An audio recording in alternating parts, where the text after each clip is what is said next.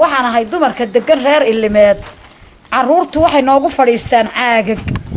ma haysano waxay ku fadhiistaan oo kuraasa iskuulka laftiisuna uu naga dumay waadiga arkayo oo waxa saaran dhagax dhankaana dabayshibaaba la tagtay way banaan tahay waxa weeyaan waxaan idinka codsanaynaa inaad noo soo hagar baxdiin oo iskoolka wixii caawimo ka maqan siisiin waxaan ka codsanaynaa inayna soo caawiso annaga oo reer Ilimeed oo iskuulka dhisanay xukuumadda hanoo dhisto oo hanno caawiso iskuulka wixii ka maqan tabaruxa noogu soo dirto marka waxa weeyaan aag bay ku fadhiistaan waxa weeyaan jiinqada way ka maqan tahay dabal yar yar roob yar haduu yimaado waxba looguma dhigi karo sidaas uu qabiyo u yahay waxa weeyaan de waa inay waa ilin waxay ka tirsan tahay degmada Gabiley iyo ka tirsan tahay waa kala bayr hoostiisa ilin baa la yiraahdaa waxa weeyaan dadka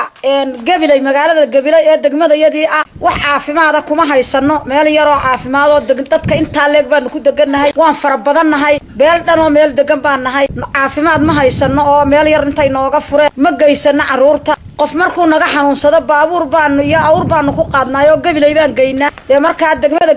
Gabiley uu dayacay deegaanka warna uma hayo marka waa inuu war noo hayaa maamulka degmada Gabiley waa inuu war noo hayaa una soo eega una arkaa magacayga waxa la qadar tubic kaahin waxaan kamid ahay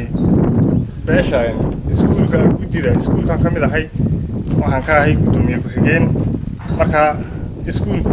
wuxuu u baahan yahay dayactir aad u fara badan buu u baahan yahay waayo barantahan oo kala dabaysha ka goysay kuraas ma laha ay carruurtu ku fadhiisato jareekama iyo dhagaxaan iyo waxyaabo noocaas ay ku fadhiisataa marka jaaliyadaha ma garanaysaa hay'adaha maxalliga iyo gaar ahaan waliba ururka Iqra waxaan uga baahanahay dayactir iyagoo marka horeba iskuulka iyagu nooga soo tabarucay in dayactir fiican oo iskuulka ku saabsan ay noogu sameeyaan kolka ardaydeeda waxba kolba leeyahay wax alla yar saaro haddana uu noo hirgeli weeyday aduu dayactir waxaan u baahanahay imsa macallin baa jooga halkan iskuulka waxa jooga 5 macallin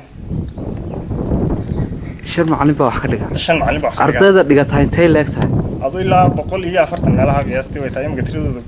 ma hagaag marka waa dugsi hoose oo miyaa soo dugsi hoose dhexe waa dugsi hoose dhexe weeyaan marka waxaan u baahanahay dayactir waliba waxa loogu sii baan maamulka Gabiley ka waran iyaga maamulka Gabiley xagga wasaaradda xagga wasaaradda aduu mushaharka ma inuu wax aduu dayactir u sameeyo ma jiro laakiin waan ka rajaynaynaa oo arjiyo beeshan adaganta Ilimeed xarun may leedahay caafimaad may xarun caafimaad ma laha waxyaabahan u baahanahay bay kamid tahay xarunta lafteeda xanaano loo sameeyo caafimaad oo looga dhisaa marka xukuumadda maxay soo jeedinaysaa xukuumadda waxaan u soo jeedinayaa inka dayactir fiican loogu sameeyaan xanaano iyo dhakhtarna ay noo sameeyaan wixii kolba karaankooga aan ahay noo taraan